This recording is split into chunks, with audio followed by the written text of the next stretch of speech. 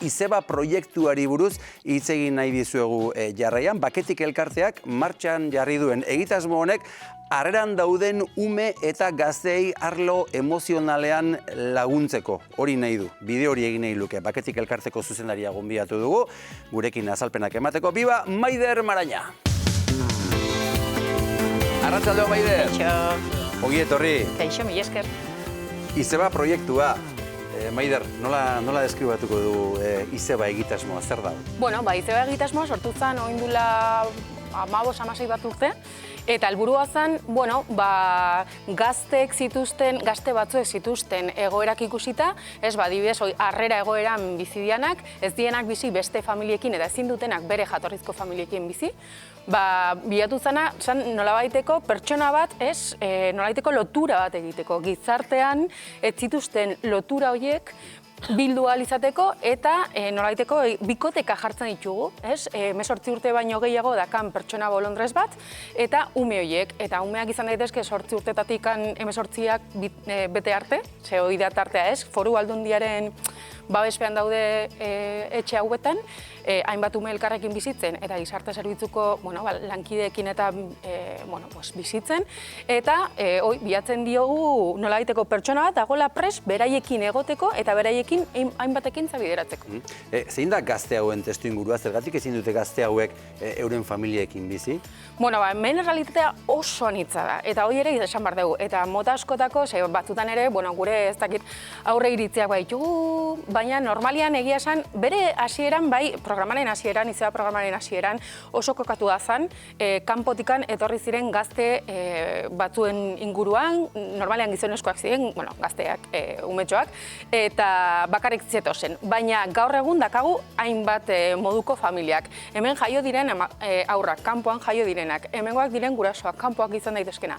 Baina egoera da, familia horiek hainbat egoera direla medio, ezin dutela benetan ume horiek behar bezala zaindu, epe labur batez, edo behar bada luzeago batez, eta ume hauek ez dira juten familia batera bizitzera, baizik eta bizi dira danak elkarrekin pixuetan.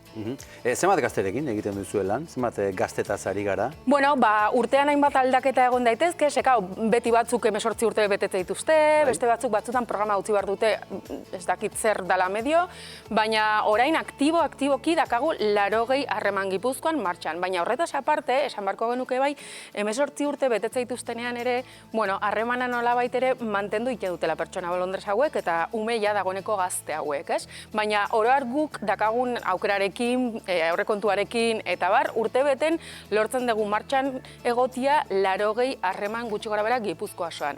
Eta ia esan, guretzako oso programa aberatsa da, baina baita ere oso ondo funtzionatzen duna. Baita ere umeak direlako, umeentzako mentoretza bikoteka hau lortzeko bolondrezak erresago lortzen ditugu. Eta gore esan behar dugu, ez dira ume guztientzako, anitzak dienez, aukera ez dira berdinak. Ez da horren errez, bilatzea batzutan, kanpotik bakarrik etorri den 17 urteko mutil batentzat bikotekatze prozesu bat lortzea edo bolondrez bat lortzea. Batzutan oso ondo egiten dugu eta oso ondo ateratzen da, baina ezberdintasunak ere badaude.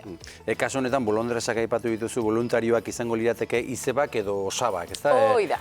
Gazte horiek edo aurro horiek hartuko dituztenak tarte baterako, ez? Zein da plana? Hoi da, ez dute, ulertu behar dugu ez dela familiarekin biziko inoiz, ez da hori, baizik eta astean behin eskatzen diegu plan bat egiteko. Izan daiteke zinera joatea, adibidez. Izan daiteke zinera joatea, izan daiteke astero plan berdina, izan daiteke aste batean zerbait eta beste astean agian bendira jun edo inkluso batzutan, harremanak aurre egiten duen nenean, batzutan igual asteburu pasa egiten dute, nolabait, asteburu ere ziren bat, baina oroar gure plana da astero plan bat egitea. Eta horrek ahalbidetzen du, azkenean ume hauek ezin dute bere familiarekin bizi, eta gizarte langileak oso jatorrak dira, baina daude bere eremu profesionalaren barruan, eta orduan familia honek, izeba honek, osa honek ematen diena da, beste eremu batean parte hartzeko aukera, kultura ekintzak egiteko aukera, beste ume ezberdinekin egoteko aukera, beste gizarteko sare ezberdinekin egoteko aukera. Hau ere, nolabaiteko gizarte saretze bat sortzen da. Normalian bikoteka hauen bidez jartzen ditugu harremanetan, inoiz gizartean harremanetan egongo ez ginen pertsonak edo, ez? Eta orduan, honek azkenean hausten ditu ere nolabait, gure aurreiritziak, gure beldurrak, azkenean gainera, naiz eta izeba bat dakagun, edo osabak, gero normalian familia osorako ere harremana sortzen da. Bastakit, egu berritan igual, baskaltzea juten dira. Edo, azkenean, gizartean, komunitatean, eta nik adibidez, beti esaten dut, baketiken hasi nintzenean lanean, jendeak oso ondo ezagutzen zuen izeba programa, inkluso baketiketik aur kanpo, eta da programa benetan Gipuzkoan eta Aldundiak sustatua dagona, hori ere esan beharko genuke, baina benetan errotuta dagona. Eta nola hobetzen da, zezuek testigu zuzenak zarete eta jabetuko zarete horretaz, nola hobetzen da gazte horietako bakoitzaren bizitza emozionala, esan dezagun, izeba bat daukatenetik aurrera? Ja, guke ez da oso kualitatiboa da analisia eta egin ditugun analisiak oso mugatuak izan dira, baina bai honetan eta bai, guk ere parte hartzen dugu adibidez, estatu mailan dagoen mentoretza sozialeko plataforman, ez? Eta hor bai, argi ikusten dugu azkenian gure kasuan, gure ikerketek esaten dutena da, izeba programatikan, pasadiren aur gazte hoiek, nerabe hoiek, ateatzen dienako 18 urterekin, sistematikan gehatzen dira, beste errekurtso batzuk izaten dituztela, beste gaitasun batzuk aurrera egiteko. Batzuk dira emozionalak, hoi ere egila da, ez? Nolabaiteko, norbait egoten da zurekin, nahi duelako zurekin egon, horrek ere badu bere garrantzia. Baina beste gaitasun batzuk ere dira, tarte horietan, espazio horietan, azkenean beste realitate batzuen jabe egin direlako. Ezagutu dituztelako, ezagutzen ez zituztenak. Edo aukera ezberdinak ere sortzeko laguntza ematen ditelako, ez? Hoi pentsatuz nola izango den beraien etorkizuna, eta bar, eta bar. Eta hor, gure ikerketek erakusten dutena, da hortikan pasatzen dianak, hobeto ateratzen diela. Eta horregatikan Aldundiak hasieran oso mugatua zen programa, ez? Profil batekoa eta bar. Eta azkenean, luzatzen eta zabaltzen joan ginen eta geroz eta anitzagoak dira umiak. Adibidez, orain ere, inkluso desgaitasuna duten batzuk badaude. Edota zenbait egoera larri batzuk ere topatu ditugu. Hori lehenago etzan horren beste sartzen, baina geroz eta ume gehiago ditugu programan, naiz eta ezin dugu askozaz ere gehiago haunditu, edo ikusiko genuke ez, baina esan nahi etena da guk ere kalitatea bermatzen dugula. Ez da bakarrik bikoteka egitea, martxan jartzea eta listo, baizik eta gero, nola egiteko jarraipena ematen diegu harreman guztiei. Haiek egiten dute beraien harremana bakarka, esan ganezake, binaka kasu hontan, baina, nola egiteko baketikeko profesionalek edo egiten dute jarraipen bat, ez, bermatzeko harremana mantentzen dela bere baitan. Harremana nolabait horizontalena izan beharko luke, eta hori laguntzeko, sortzen dien arazoie erantzuna emateko, eta holako egoeretan. Garbiñe, harrera familietan dauden gazteak, umeak dira. Epaitegietan, badokatze presentziarik, epaitegietan adibidez bideratzen dira horrelako kasuak, ez dakit, harrera familietara, kasu berezia direlako. Gero, 18 urtetik aurrera esan duzu sistematik kanpo geratzen direla ere. Ez dakit hori epaitegietan nola kudeatzen den edo... 18 urtetik aurrera ateratzen diaz sistema berezi guztietatik kanpo. Esan nahi, helduak dira, adin nagusiak dira, eta orduan, nahiz eta aulak izan, aulak esan nahi dut, edo gabeziak izan, baina beste gazte askok daukaten moduan. Orduan bai da, utxean geratzen dira, ezta? Baina zalantzarik gabe horrelako babes emozionaleik ez daukaten gazteek eta umek, segurenik daude inolako euskarririk gabe, ezta? Inolako loturarik gabe eta nolabait esateko era normalean gizarteratu gabe. Eta persona horiek zalantzari gabe dauzkate arrisku asko batetik sufrimen berezia, ezta? Naiz eta batzutan berbada ez jabetu horretaz, baina hor gabezia handia dago, eta bestetik noski gabezia horretatik datoz beste arrisku asko. Eta adibidez bat izango litzateke, nolabait delituak egiteko, delitu sinpleak baldin badira ere, delituak egiteko edo delituen biktima izateko ere. Horretarako sistema judizialak badauka erantzuna eta babes berezia eta oso nik esango nuke ondo errotuta eta oso indartsua dena. Hau da, adingabeen sistema eta baita ere adingabe biktima baldin bada horretarako babes berezia badago. Baina tira,